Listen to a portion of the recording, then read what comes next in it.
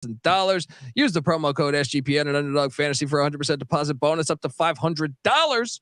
We're also brought to you by Game Time. Last minute tickets, lowest price guaranteed. Yes, download the Game Time app, create an account, use the promo code CFBX for $20 off your first purchase. We're also brought to you by Hall of Fame Bets, the sports betting research platform for parlays, player props, and game lines. Download the Hall of Fame Bets app or visit hofbets.com. Use that promo code SGPN to get 50% off your first month and start making smarter bets today, people. And finally, we're giving away $3,000 in our NFL Second Chance Survivor contest presented by Corey Pinkston and Barking Dog Properties. It's free to enter. Just go to sportsgamblingpodcast.com/survivor by the end of this weekend, by Sunday, essentially. That's sportsgamblingpodcast.com/survivor. And remember, as always, folks, to let it ride. Hey, this is Eric Metcalf. You're listening to SGPN. Let it ride.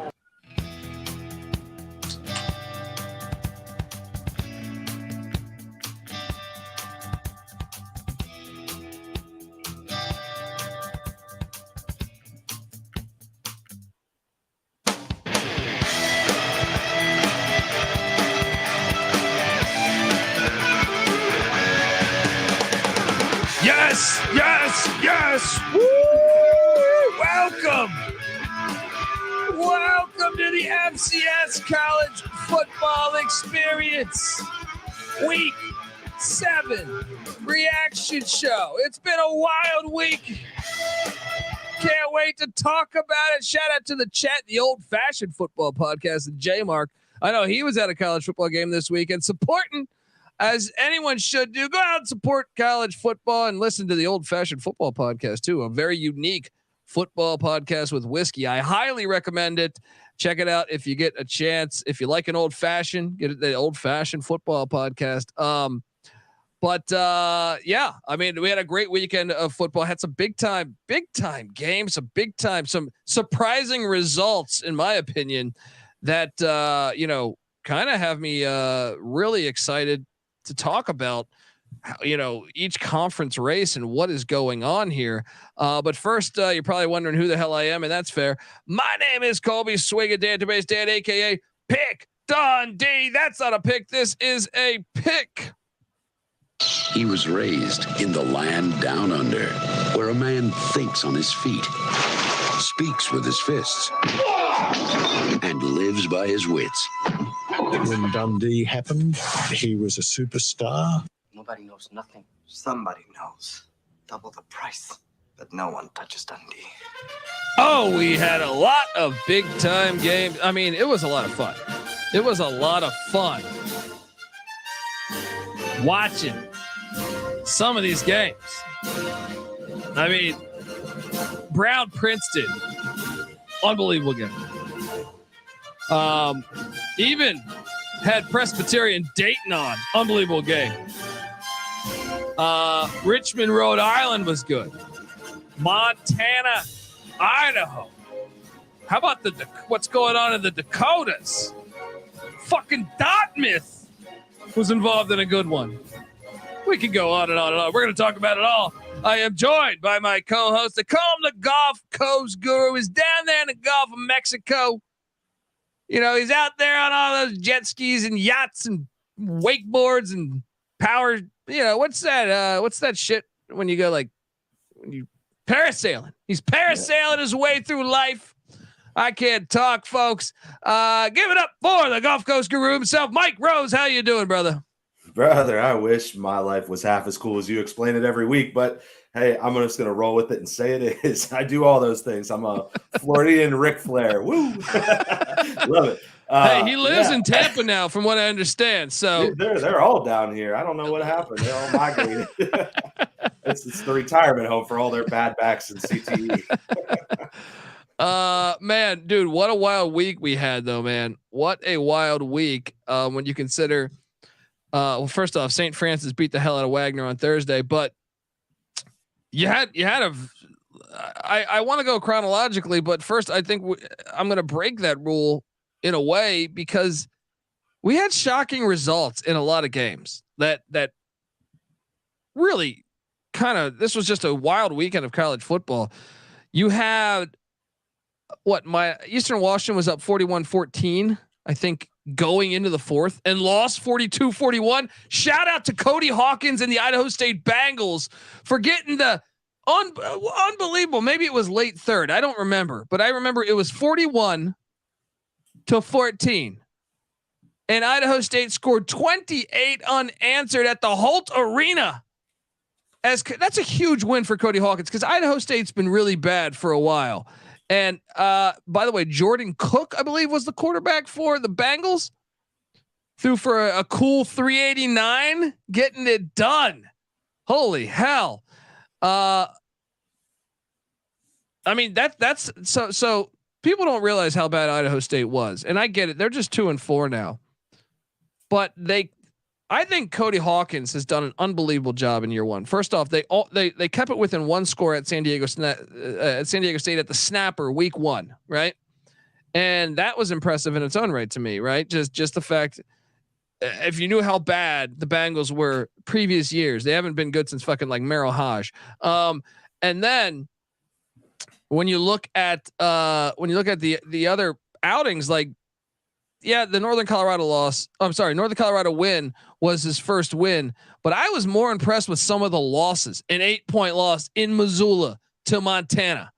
And then you follow that up with you're thinking, how about the fight in this team to score 28 unanswered to win against Eastern Washington, which we know is a very good program. What'd you make of this game and that outcome, man? Wasn't that incredible?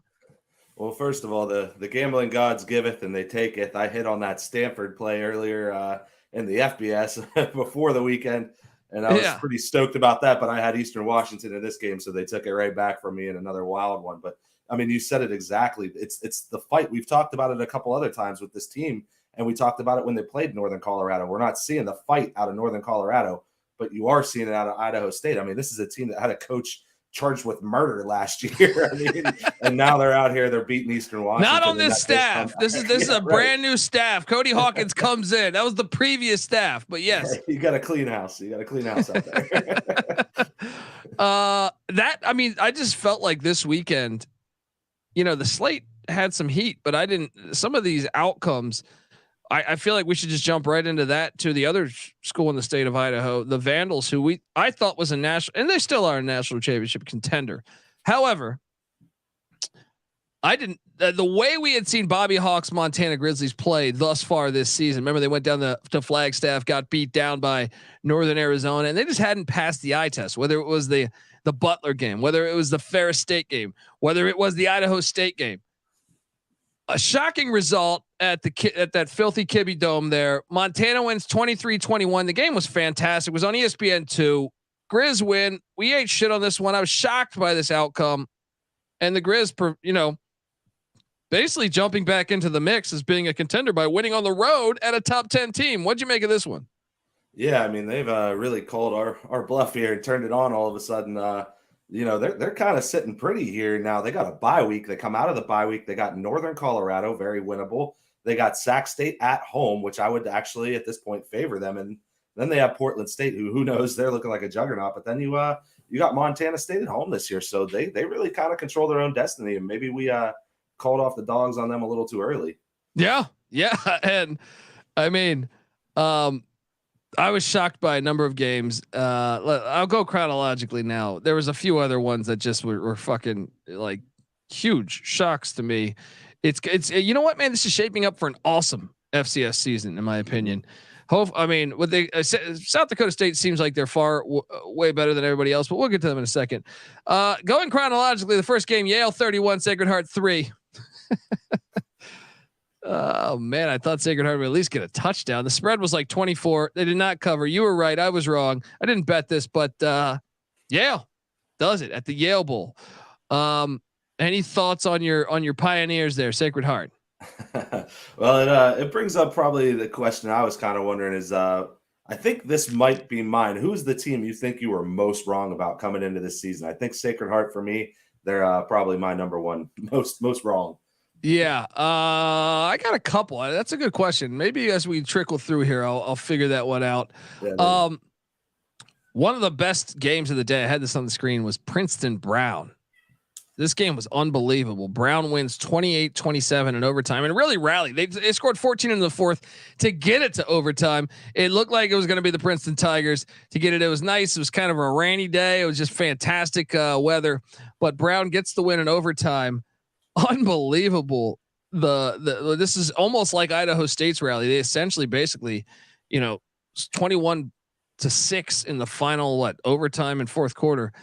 Unbelievable. And I'm telling you, this Brown team is fun to root for, man. They're a fun team to root for. They got Will Cox at the quarterback spot that just continues to, he had a couple of turnovers in this game, but he still impresses the hell out of me. And especially Brown, who I'd kind of feel like had been a doormat a little bit in the Ivy over the years.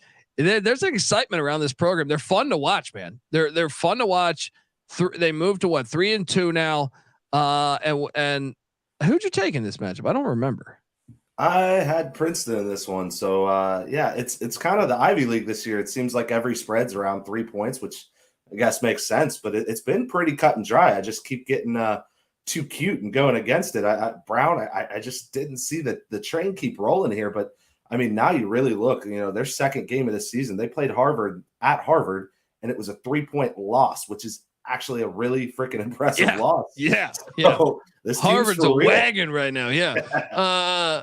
Yeah, you're right, man. And what a nice win for the Brown Bears, man. And I love watching these Ivy League games, man. It was a weak FBS slate at 9 a.m., right? Noon Eastern. And I had a lot of these games on. The Yale one quickly I turned off because that was just getting ugly. But I had Princeton Brown watch the whole game. I also watched a couple of these other games, the entire game. Georgetown, my lock, your lock, the Hoyas hitting the road. And it could have been 24-7, but it was a little bit of a dogfight. I love this Hoyas team, man. As they take down Lehigh, they cover the 3 that they were laying. 17-7. The Hoyas get it done against the Mountain Hawks. Georgetown's still undefeated in the Patriot League. Now I know what's crazy is Lafayette is very good, but they have their remaining schedule for the Hoyas: home to Colgate, home to Lafayette, at Bucknell, at Holy Cross. If they can get Lafayette on Halloween weekend, that Holy Cross game could end up being for the conference. Fuck yeah. Sign me up. This is a lot of fun. Now I still think Holy Cross probably puts it on them, but what a great surprise story. Georgetown loses their starting quarterback to EIU, and Tyler Knoop is sitting there saying, hey, I got this. The backup quarterback steps up. He had terrible stats the year before. He gets it done. And they've been a fun watch week in, week out, man. So what do you make of these Hoyas? Yeah, I think this is the first time where it's been a couple weeks in a row, and now I'm starting to actually understand this team. A close game against Penn. That's a good game. They beat Fordham. They've been getting more consistent since the Columbia loss. So that's what I wanted to see. I'm starting to buy in, and I want to know, did you and Sean have any money on this game? This was like your matchup, isn't it? A little inside wager saying, hey, fuck you, man. I'm going to bet you a bottle of bourbon here. So we, always have action here at SGPN.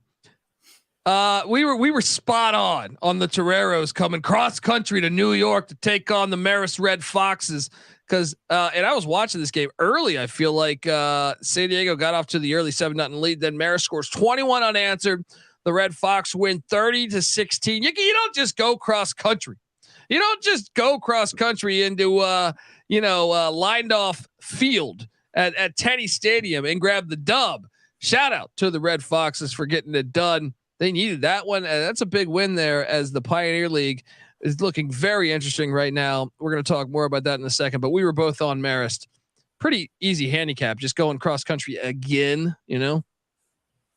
Yeah, exactly. It's like the golden rule of college football, and this is full disclosure. This is my first week where I was a little bit under 500 as a whole. I've been over 500 every week so far, and we were talking about it on the pick show. Like, man, I feel like I'm picking a lot of road teams, and you gotta. What happens, right? Look at that. Yeah, exactly. You don't want to load up on the road on college football, man. Yeah, one of the ones we were right about though was Duquesne beating the piss out of Central Connecticut State. The Duquesne Dukes looking good. They're looking good lately, man. Maybe they're a player to get to the FCS playoffs this year. I know they got St. Francis in there. They got a couple other ones that could be very fun. Nice win for the Dukes. Look, before we get to the next game, I want to tell you that the FCS College Football Experience Week 7 reaction show is brought to you by SGPN's Second Chance Survivor. Yet, already knocked out of your NFL Survivor? Me too. I took the Washington Redskins to beat the Bears. I still have one survivor out there, but one is done. Don't worry, we got you covered with the SGPN Second Chance Survivor, presented by Corey Pinkston and Barking Dog Properties. $3,000 are up for grabs, people. Winner take all. It starts. Get in by Sunday. All right, get in by Sunday. So, sportsgamblingpodcast.com/survivor. That's sportsgamblingpodcast.com/survivor. We invite you to jump in. We're also brought to you by Underdog Fantasy. Look, Underdog has just introduced Scorchers. Yeah. Go 5 for 5 and pick up Scorchers and enjoy a spicy 100 times payout. And for a limited time, Underdog is extending their first deposit bonus up to $500. Look, they got $100,000 Sundays where they give away $100,000 essentially. 10 lucky players will get $10,000 each. Holy hell. I don't know. We got an Underdog situation. I don't know. I like the what is my Underdog play? I like money. If we're talking money line, I think Middle Tennessee could be live against Liberty. It's a gigantic spread, but take the points. They're an underdog, all right? As Middle Tennessee takes on Liberty, the Flamin' Libs, Tuesday night. It's Conference USA action. So, folks, what are you doing? Sign up with the promo code SGPN. Underdog will double your first deposit up to $500. That's Underdog Fantasy promo code SGPN. All right. We are back on the FCS College Football Experience, and now it gets fun. Furman 27, Sanford 21. You know, early on, Sanford struck first, got up 7-0. I was thinking maybe this was a big time game in the SoCon, man. Furman gets the dub though, and now it sets up, as we well know, Furman at Western Carolina. An awesome game this weekend that I encourage everybody to watch. You know, if you're an FBS fan just tuning in right now, get out and watch this game. It's going to be fantastic this upcoming week. Well, a little closer than we thought, right? Yeah, I mean, this was really Sanford's last chance to kind of grab the SoCon and crawl back up and into the race up at the top, and obviously I think it's just done. So good fight there, but it looks like it's Furman and Western Carolina, you know, battling it out for the top dog. So fun conference. I love this SoCon race. Yeah, it was a lot of fun, man. That game was fun. And speaking of a game that was not fun, though, Howard scored 7 points against Harvard. Harvard is, dude, this is the problem. The Ivy needs to get off their high horse and jump into the FCS playoffs, because Harvard is fucking amazing. They're really good. 48-7, they take down the Howard Bison at Harvard Stadium, which is an awesome stadium. If you haven't been, shout out to College Football Campus Tour, who was just there taking photos over the weekend. This was a dominating performance, man. I think Harvard is like a top 10 team, man. What do you make of Harvard? Yeah, well, first of all, this pick made me look like an absolute idiot. I locked up Howard. I took Howard too. Yeah. I mean, you'd think, you know, especially you're not used to laying that much chalk with the Ivy League teams, especially when they play like a good team from another conference outside the Ivy. So, this game puts you on official notice. Harvard's for real. DePrima, Isaiah Abbey went out there, rushed for over 100 yards. DePrima, the quarterback's awesome. This team's legit, and I think it's hands down the best team in the Ivy right now. Yeah. How about this one? This game was fucking insane, man. Presbyterian 20, Dayton 17. You know, you swayed me off of Presbyterian. You remember I was saying, I think Presbyterian. I was like, you know what? I think you're right. I mean, first off, this game was insane because Presbyterian was up 17-0 entering the fourth quarter, and Dayton scores 17 unanswered to get it to overtime. You're thinking, oh my God, Presbyterian, there's no way they're going to win to overtime. The momentum of the Dayton Flyers is too much. No, Presbyterian wins by 3 in overtime, gets it done. The Blue Hose 3-3 now. What is happening right before our very eyes? We're seeing this program turn. It's got to be exciting if you're a Blue Hose fan. What did you make of this one, man? Yeah, I mean it's fun. You know, the reason I did a little voodoo magic there and try to get you on my side is, this team, this Presbyterian team, they'd beaten Virginia Lynchburg and Wofford. Virginia Lynchburg isn't even FCS, and then Wofford's one of the worst. But when they played Murray State, they lost by 31, and Murray State isn't even good. But I don't know, Presbyterian, there's something happening there with the Blue Hose, and they're looking a little more like Scottish Warriors than just blue socks. So there you go. Unbelievable win. That's a big win for their program on the road there. We ate a big old bag of shit on St. Thomas, the Tommies, and we might need to start talking about the Drake Bulldogs because 52-21. And if you look at the conference race going on, Drake, they might be in the FCS playoffs, buddy. We know St. Thomas and Marist are 3-1 in conference. Davidson and Drake are still undefeated. Now we'll talk about Davidson in a second, but Drake just beat the piss out of St. Thomas. Like I was expecting that to be a game. Remember, the Tommies have been good in Pioneer League play since jumping up, and I did not see this coming. And now you look at Drake's schedule and you're like, they don't play Davidson. Right now, the remaining schedule, they have to go to San Diego this week. And I think that's probably their biggest hurdle, that or the season ender. So they're at San Diego. They come back, they get Stetson. Then they're at Marist, which an interesting game in its own right. Saturday, November 4th, then home to Presbyterian, but then at Butler. There is a lot of optimism. I think if you're a Drake fan of potentially playing an FCS playoff game. Huge win by 31 points against this. I would not project this. I know the Tommies hadn't looked as good as what we thought, but I didn't think a 31-point loss was in the cards in Des Moines there. What'd you make of that one? Yeah, I think first thing we're kind of learning is the Tommies, maybe a team to fade on the road and bet at home. That's kind of how it's looking to me this year. Definitely not as dominant in conference like we were saying. But, I mean, this Drake team, outside of this game, they got blown out by North Dakota and they got blown out by South Dakota State, two teams that look like top tier playoff contenders right now. And then they lost an against an NAIA team. Sorry. And I think that's where a lot of people kind of wrote them off, but I mean, they were the NAIA champs. So that's a really tough game. So this is a big win. And I think they are a player in this conference for sure. Yeah. The Butler Bulldogs, speaking of Pioneer League, they cashed for us. They covered, but they lost by 2. 35-33 Davidson. I mean, this is going to be a fun race right now. When you look at, so Butler's 2-2, but I don't think they're out of this yet. Like I said, they still play Drake.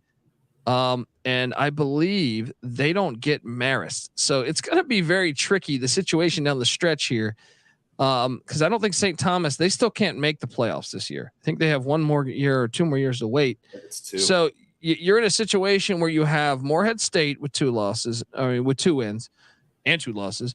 Butler 2 has 2 losses and 2 wins, but then you have Marist 3-1, Drake 3-0, Davidson 3-0. Folks, just to dive in a little bit more on this, Davidson's remaining schedule: home to Valpo, home to Presbyterian, but that Presbyterian game looks a little tougher than we thought. And then at Stetson, at Morehead State, home to Dayton. They're almost a lock. I don't want to say a lock because I think Presbyterian could get them. Maybe Stetson could get them, but or maybe Morehead. I don't know, but they definitely avoid the real. I mean, that Butler win might have solidified it, but Butler, I still think Butler's good, man. Their remaining schedule: at Dayton, home to Valpo, at Morehead, home to Drake. But the problem is they have 2 losses. I don't know. But Marist is in the mix as well. So who the hell does Marist play? If it's confusing in a way, because you're like, wait, all 3 miss out on each other. Like the top 3 teams in the conference, it almost looks like miss out on playing one another, which is quite fascinating. What would happen if you have a tiebreaker there? Davidson. I mean, took down Marist. It was just earlier in the season, I think. Oh, that's right. That's right. That's September. right. Yeah, but still, I mean, it makes it tricky. It makes it tricky down the stretch, though. If Davidson were to fall one game there, I guess they would have the tiebreaker on Marist. But the other game, like Drake and Davidson, don't play. some of the other schools there, I feel like the fact they don't play each other could give them some opportunity to get into the FCS playoffs. I mean, that game kind of went the way I thought it would. Thought it'd be a really close game, and I thought Butler could cover, maybe even win it on the money line. They didn't win it on the money line. Shout out to Davidson. That's a gigantic win for the program. Bucknell. Did you take Bucknell? No, I had actually jumped ship off my Bison and thought it was all over, and now here they are. They take down Cornell on the road by 8. Jamison Wang. Dude, I don't understand Cornell. Cornell's a very hard team to understand. But shout out to Bucknell, who has looked better this year. They've looked much better, especially on the offensive side of the ball this year. What a huge win there in Ithaca, taking down the Big Red. Did not see. I mean, I took Bucknell, I think, in the points, but I didn't think an outright win was going to happen. And then you have fucking Dartmouth losing to Colgate. Okay, make this one make sense to me, because I thought fucking Dartmouth was contenders in the Ivy League, but now you got Colgate, the toothpaste from the Patriot League, representing against the Ivy, 27-24. What'd you make of this one?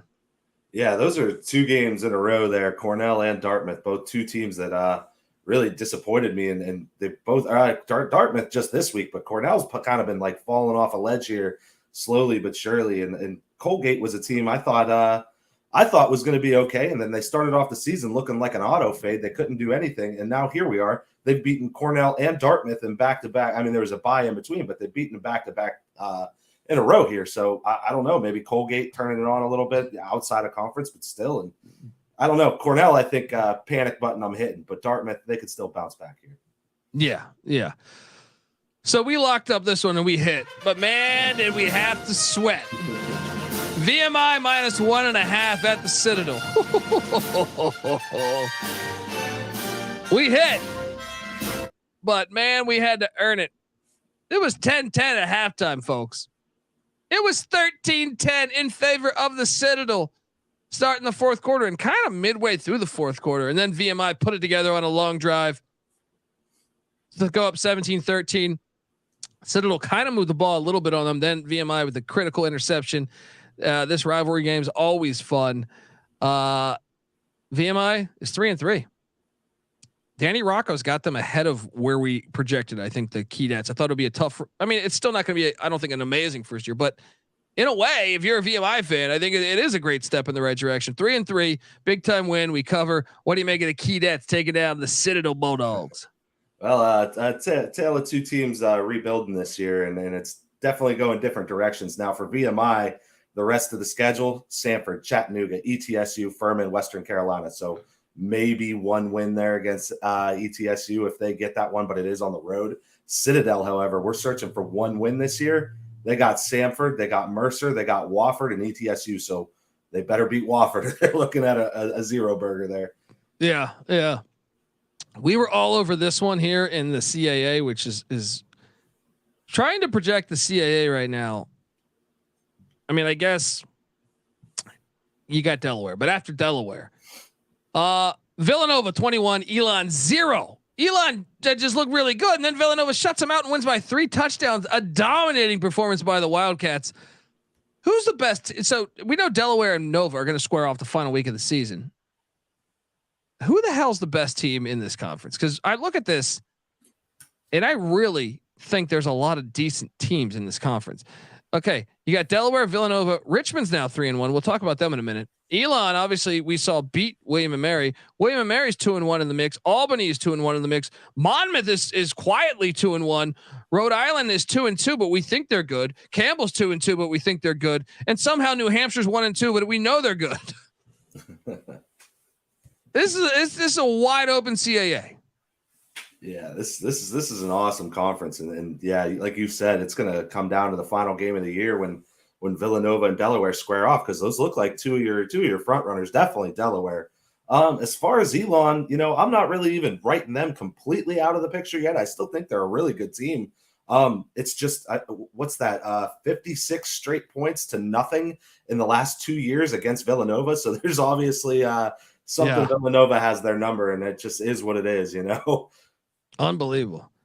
Unfucking believable. I mean, Elon, It's crazy because you looked and said before though they got Matthew Downing and stuff. I mean, this team didn't throw for any yards, man. They threw for 46 yards. 46 yards. Terrible. Shout out to Villanova. They look like they could be back to being Villanova. They're kind of been a power over the years. Long Island, the fucking Sharks of Long Island, they lost to the Maine Black Bears 24-13. They did not cover for me.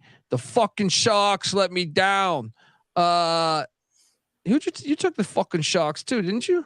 Yeah. So when we picked this on the pick show, we did hit because we got a 12.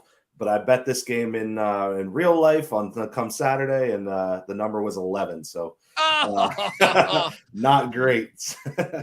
That's what happens. That's what happens. Let's talk about Richmond because Richmond, one of the more impressive. So Richmond lost. Remember, it's been a tale of two seasons in a way. Morgan State comes into Richmond, beats them down. Richmond with a gigantic win on the road at Rhode Island in Kingston, Rhode Island. Super impressive. They rallied too in a way in the fourth to get the dub. 24-17, gigantic win for the Spiders, who once again they've always been kind of an FCS blue blood as well. It's funny, Delaware is Delaware. If you look right now at the top of the CAA, it's Delaware, Villanova, and Richmond.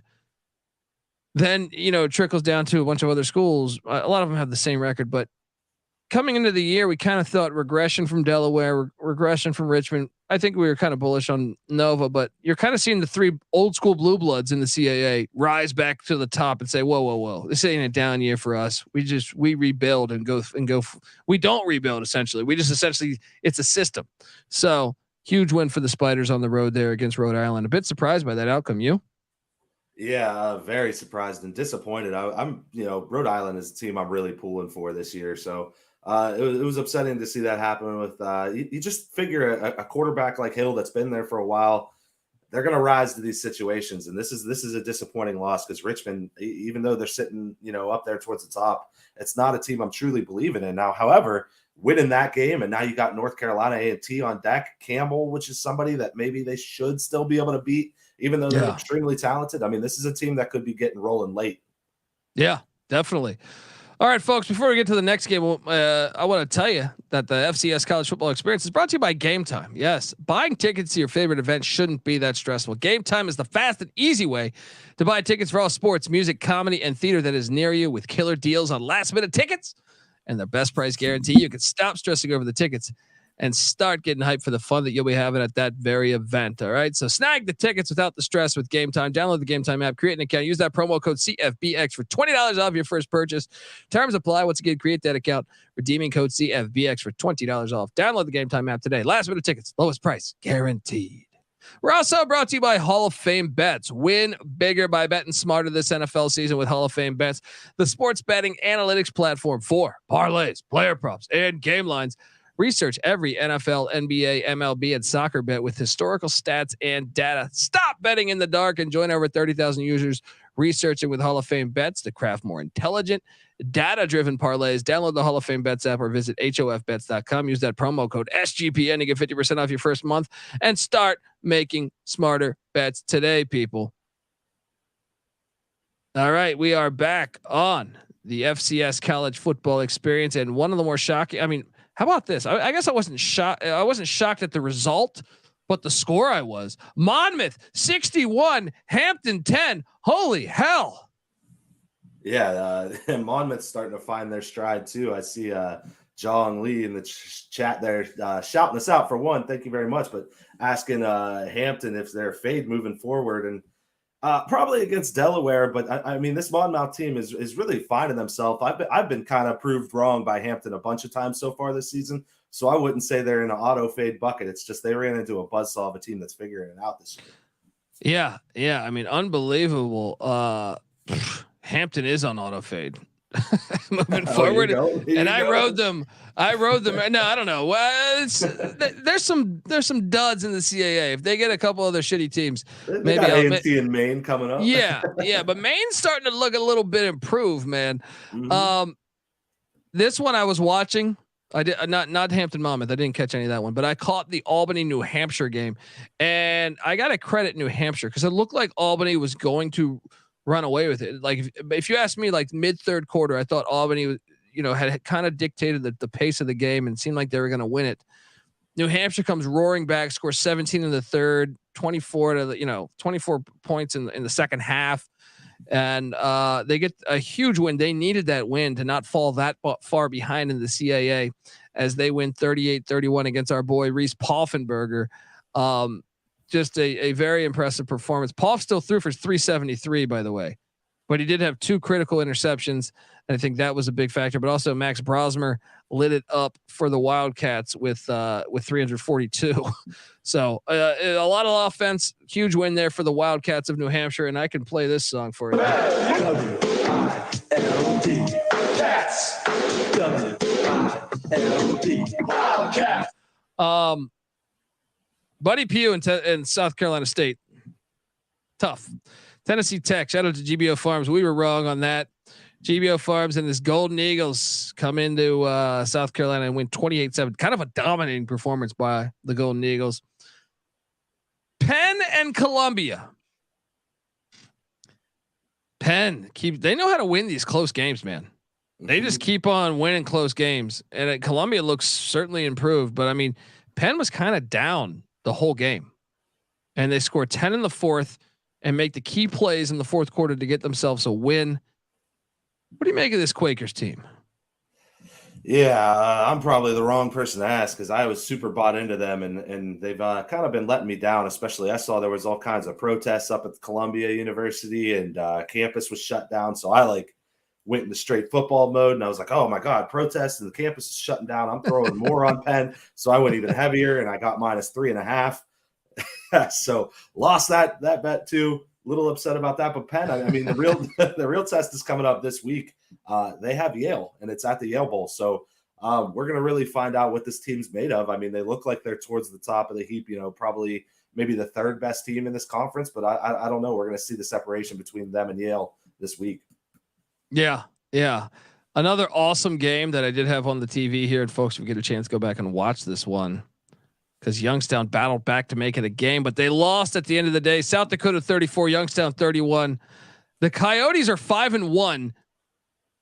They have a tiebreaker on North Dakota State, and now they have a 1-game, essentially a 2-game lead because South Dakota's 1 loss was to Missouri in the opener out of the SEC. So huge win. I find myself rooting for the South Dakota Coyote team. I know Youngstown's your team. But damn it, I like this South Dakota team, man. What'd you make of this outcome here? Yeah, I mean, now that they beat the Penguins and shout out to YSU. That was a hell of a comeback and showed the true heart of a Penguin right there. That's why they keep their mates forever, just like humans. They got big hearts, they're good. We love Penguins. But that was a hell of a game. A loss on the road that can be expected, but way to come back. I'm very interested to see this week what the line's going to be against Indiana State. I know they're ass, but they got to travel to Indiana State and they got South Dakota State on deck. So a well-coached team knows you don't overlook this game. Very interesting to see what happens. Yeah. So part of the shocking outcomes to me was not South Dakota, Youngstown State, but it was, I'm not even shocked that Austin Peay won. It was the manner in which they won. 41-14 against Gardner Webb. Dominating performance. Austin Peay, when they're on, they look really fucking good. There's a couple games I've watched of Austin Peay and I'm like, whoa, they could be, a serious contender, but big time performance there, big time statement win against a Gardner Webb team that I think is somewhat decent.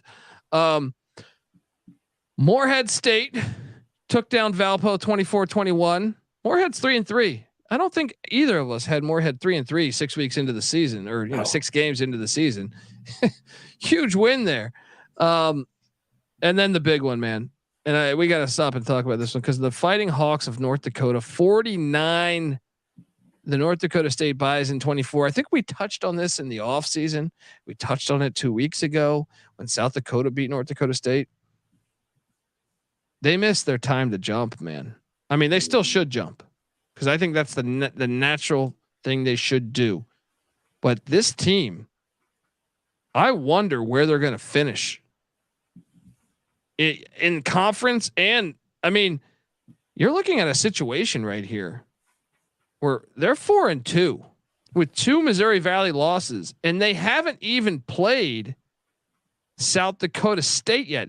And look, it's very lucky for them in a way that they have Western Illinois and Murray State on the deck, on deck that can maybe get some confidence back into this Bison team. They're going to need it for November because they had to Brookings, South Dakota to take on South Dakota State, followed by a home game against Southern Illinois, who is very good. And then at Northern Iowa, they could lose all three of those. The team that I saw this past Saturday, if they play like they did this past Saturday, they're going to lose all three of those games in November. Oh yeah, I absolutely agree. I mean, this did not look like any sort of North Dakota State team we've seen in recent history, recent memory. They looked helpless, and really, I just shout out to North Dakota, man, to go out there and whoop that ass like you own it. I love it. This is a team that's had a hell of a schedule for the last 2 years running now. Their schedules are insane. They've been in every game. They've fought hard in every game, and now they go out there and they whoop Big Brother's ass. I love this for them. I really hope they keep their head on a swivel next week when they go on the road to Northern Iowa after this big win. But I'm bought into North Dakota. That's my headline for this game. They're a hell of a team. Dude, the Missouri Valley is really fun because you have essentially, South Dakota State, who looks like it's just way ahead of everybody else. But after that, you have South Dakota, who might actually be, when you consider their only loss is an FCS or an SEC team that has only one loss.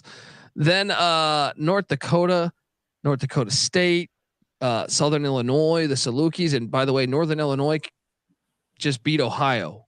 So that Southern Illinois winning against Northern Illinois looking a lot better. Youngstown still solid. Northern Iowa solid. It is a very, very good conference there. And it should be fun to watch the final weeks here. Look, Indiana State, they're the worst. I hate that team. Why did I take them again? Illinois State, I didn't think it was possible for Illinois State to score 40 points, in one game. 44-7, dominating performance by the Redbirds there. And yet, you want to talk about my biggest disappointment? There it is. Indiana State. Yeah, I think pretty hard on them too. Fucking terrible. They're terrible. Sac State almost lost I shouldn't say almost lost, but they didn't look great in Greeley, Colorado. I guess they were never losing. They were up by double digits for the majority of the game, but maybe it was a look ahead spot. They host Montana State this Saturday, but that game, they didn't look amazing, but they're 5-1, and that Stanford win's looking a little bit better now. Shout out to Sac State, but what do you think of these Hornets here? They're going to be able to hang in that game against Montana State? Yeah, I'm thinking back. I'm pretty sure that's why I picked Northern Colorado was because of the look ahead spot here. So I'm kind of feeling like that's what happened, but it helps they get a home field advantage. But right now, Montana State kind of looks to be the top dog, especially with Idaho going down. And I still don't truly know how to feel about Montana yet. So this game is going to say a lot about where Sac State is with all the turnover. I got to assume Montana State's going to run through them like a buzzsaw. Yeah. Yeah. I don't know. It's going to be fun to watch that game Saturday. Once again, the shocking outcomes, they kept delivering all day. Arkansas Pine Bluff 17, Mississippi Valley State 42. What in the fuck was this? Hey, listen, I'm not shocked because I picked Mississippi Valley State. I knew my Delta Devils. You did not think it'd be 42-17 though. I don't think anybody thought that. I didn't know they could score 42 points. Unbelievable. Unbelievable. Now we did lock up Texas Southern, who beat Bethune-Cookman 34-31, and they were dogs somehow. That line just smelled. However, we play the lock music. I need like losing lock music because dude, fuck Hugh Jackson. Why? Why do I buy in every once in a while? Alabama A&M 45, Hugh Jackson Grambling 24. They got their ass kicked at home, in front of their crowd. Alabama A&M comes in and dominates. Ridiculous. And then I also locked up Jackson State. I thought that was one of my favorite plays. Alabama State 24, Jackson State 19. Unfucking believable. Unbelievable. So what's kind of your SWAC top three looking like there? I mean, obviously it's got to be FAMU 1, right? Well, now, if the season ended right now, believe it or not, the SWAC championship game, which you would have a berth to the winner would have a berth to the Celebration Bowl. It would be Prairie View and Florida A&M right now. I think Florida A&M is a lot better than Prairie View. And look, shout out to my guy Bubba McDowell, but they just got housed by Houston Christian. I mean, maybe so. At the end of the day, because Prairie View, Alcorn, and Southern are all tied. I kind of think Southern's the best team. Okay. In the West, I think Jackson State is pretty much cooked. I think unless someone gets A&M, but A&M's got to lose twice. I know they play each other, but I kind of think. Who do you think of the West is the best team there? Is it Prairie View? Is it Southern? Is it Alcorn? Is Grambling still alive? I picked Alcorn in the preseason, and I'm going to stick with it. They got a 1-point win over Grambling already, so I'm going to stick with Alcorn. I think McNair's brother there, he's kind of got things rolling a little bit, but I think it's really close between them and Southern. But I think in the East, it's Alabama State's probably. I mean, this puts them right at number 2 behind FAMU, right? Yeah, but FAMU's they got to lose. They got to lose twice in conference, and I don't think Bama State's going to be able to get there. Let's talk about this one. I should have figured this game would be insane. You know who's played the most insane games this year, in my opinion, is Eastern Kentucky.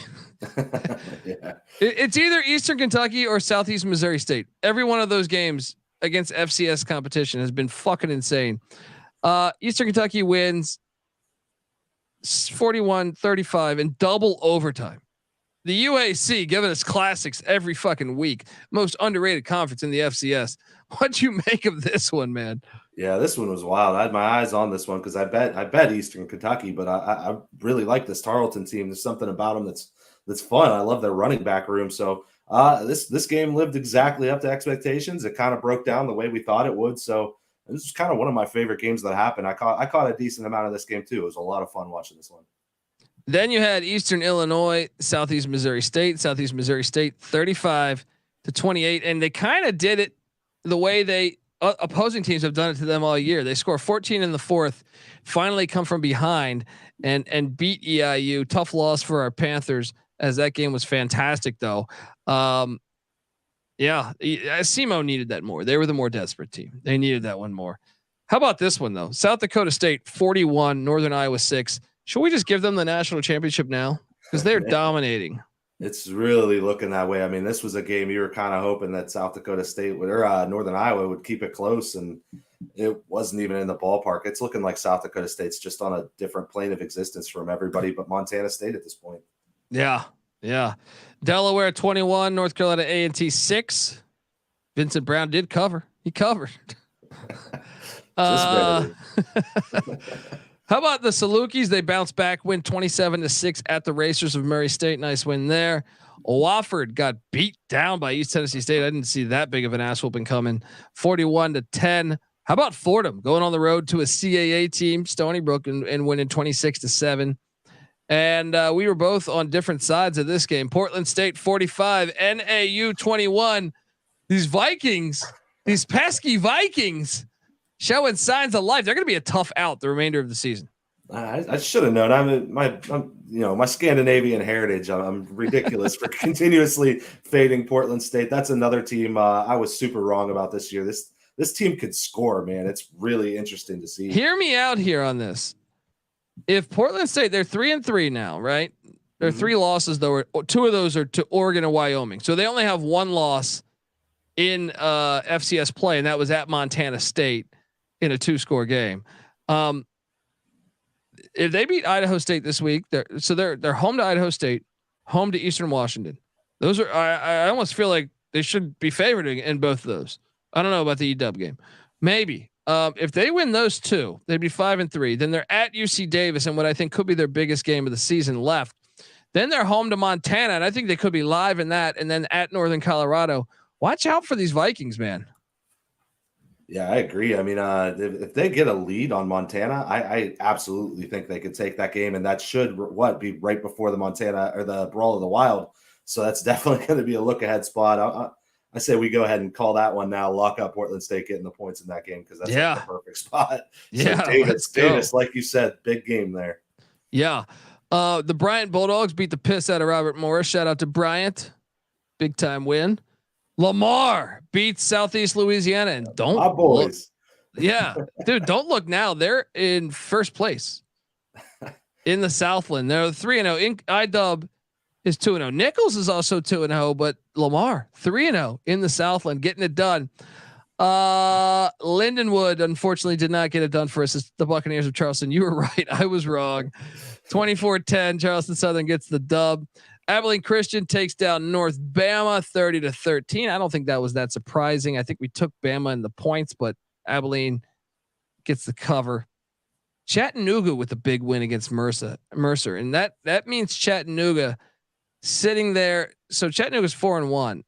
Furman and Western Carolina are in first place. They play each other, so they're going to be battling for second place and potentially first place when it's all said and done. Huge win for the Mocs as they go on the road to Macon, Georgia, and get that dub. Missouri State 48, Western Illinois 7. Do any of these stand out to you? I mean, I guess the big one there is the Chattanooga one, right? Yeah, Chattanooga beating Mercer. That really kind of showed me that Mercer's just not there this year. So they're falling, slipping into the middle of the pack about where they belong. So I'd say, after Western Carolina and Furman, it's got to be Chattanooga at 3, and then probably Sanford and Mercer down there 4 and 5. Disappointing year. Yeah. Central Arkansas. Central Arkansas got a little tested there by Stephen F. Austin. I mean, I think SFA had a big fourth quarter, but so Central Arkansas wins 24-21, and Stephen F. Austin's now 0-3 in conference in the UAC. Have you seen the UAC rankings? No, I actually haven't. So the top 4 teams right now, all undefeated in the UAC, are Central Arkansas, Eastern Kentucky, Austin Peay, and Utah Tech. Southern Utah sitting there at 1-1. Abilene Christian 1-1. Now there's still a lot of season left. Maybe they end up, Utah Tech is only 1-0. Austin Peay is only 1-0. But it's going to be fascinating to watch down the stretch. And I don't think any of us had Stephen F. Austin 0-3 in conference play. Lincoln, California University lost to Southern. Southern beat their ass. Tennessee State battled back from behind, took down Norfolk State in a big one there. We were on the wrong side of that one. Montana State laid it on Cal Poly. We were all over that. And UC Davis, man. Squeaker. Oh man, 17-16 over Weber State. That's a huge win, but man, that's our slate. What do you think the most let's give some game balls here. 3 game balls each. I mean, if you want, I'll lead it off. I'm going to go ahead and say Idaho State, Cody Hawkins getting that. I know there were some bigger wins out there for programs with national, championship, hopes that is logical to think that they could, but Idaho State, you come back from that many points. I'm giving them a game ball. Give the Bengals a game ball. What are you doing? Yeah, that's fair. That's fair. I'll start my first one with a team that I don't know. I guess maybe does have some playoff implications. Lamar, my Cardinal, man. I'm going with it. I'm really impressed with them so far, and they're in that hunt for the Southland. I mean, you said it. They're leading. So let's go. Well, my second game ball, I like that Lamar play too. Unbelievable. I mean, they were awful last year. You got to go with the Fighting Hawks. For years, I'm talking years, have been hearing North Dakota State talk, never Fighting Hawk talk, right? You just might have taken the crown from them because North Dakota State looks like I haven't seen this team look this bad in like 20 years, probably longer. The Fighting Hawks 49, North Dakota State 24. Second game ball. There we go. Who's your second? I love that. I love them getting it because they've earned it after the last couple of years. My second one, I like to go for the little guys and give the little teams some love sometimes, but I think sometimes you got to recognize greatness. In South Dakota State, what they did to Northern Iowa was just, man, it was a slaughter. So yeah. I'm going to go ahead and give them their props. I mean, the Jackrabbits get all kinds, but this is one they deserve. So there you go. Yeah. You can't go wrong with that one. They look so fucking dominant, with the exception of the Montana State game. No one else has been on their level. I'm going Villanova. You shut out Elon, a dominating performance. And I'm starting to buy in that you might be the top team in the CAA. Can't wait for that Delaware game. They deserve it, man. They deserve it after that type of defensive performance against Elon, who had looked good previous weeks. Huge win for the Wildcats. Who is your final game ball? Yeah, my final one. I'm going to go with the team that beat me on a lock play. I'm going to go with Harvard. Come on, man. I mean, this team, if you're the rest of the Ivy League, you got to be looking at this team and thinking like, oh, shit, I don't want to play them because they're running over everybody. I'm not going to underestimate them again. I love this team. Yeah. I almost gave a game ball to Presbyterian. It was fucking close, man. It was close. But Harvard is looking dominant. I like that game ball. Folks, we are the FCS College Football Experience. I gotta thank the chat, everyone that's downloaded the pod. If you can hop on over to iTunes, give us a 5-star review, we'd certainly appreciate it.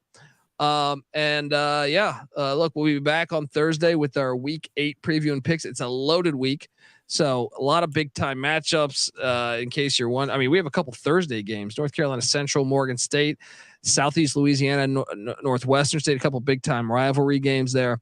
But you get some big time matchups besides that Saturday. Penn, Yale, incredible. Like, I'm looking forward to catching that one. That is a big time game. I'm excited for Lafayette Holy Cross. Lafayette is came out of nowhere. Now I kind of think Holy Cross is going to smack them, but I'm excited to watch it. Obviously Harvard and Princeton's always fun, but then you get down to the thick of it where you got these big time conference games. Monmouth and Elon. Monmouth's still alive here. That CAA game, important. Furman and Western Carolina, I think was one of the games I cannot wait to watch.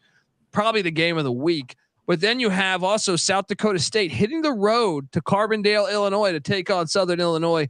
That game's going to be interesting. I want to see if my Hoyas can continue to ride as they take on Colgate. Not a huge matchup, but how about Rhode Island at Albany? Kasim Hill against Reese Poffenberger. I think that has, is kind of must-watch TV for the FCS.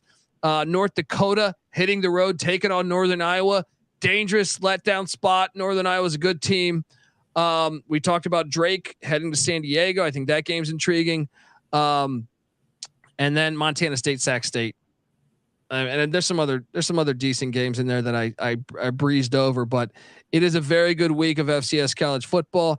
I cannot wait to watch it. We'll be back Thursday night. Subscribe to the FCS College Football Experience, people. iTunes, Spotify, wherever podcasts can be found. You can watch it on YouTube, youtube.com/The College Experience. Also, I host the College Football Experience for the FBS. Make sure you check out that show. And I host the College Basketball Experience. And a matter of fact, we're about to go live with our Conference USA preview in about 5 minutes. So jump on over there, check us out. And the College Baseball Experience and the Big 12 Experience. We got a bunch of them. All right, go subscribe to all of those. Give Mike a follow. Mike, the Gulf Coast Guru. He's on Twitter at GCG_wins. And give him a follow because look, you can always send him a DM if you want to know, what's going on with this Citadel line. Why is it moving so much? Give him a follow. All right, at GCG wins. And he didn't even mention his Notre Dame win over USC. Well played, as I was on the Irish. That was a nice spot, man. You got life. You got life, man. You got some life. You just need everyone else to lose a couple more times. Louisville hurt and loss hurts so much more, though. That's true. That is true. There's always one. Yeah, that's a fair point. Folks, until next time, check out the Sports Gambling Podcast. I'm on that college football show later tonight as well, talking Week 8 FBS. And they're on VSiN every Friday night. VSiN Network, VSIN, Brent Musburger's network on YouTube TV. If you get the NFL package, you can watch it 9 p.m. Pacific every single Friday. Until next time, folks, this is the FCS College Football Experience Week 7 reaction show. You better start thinking about yours. And we out of here.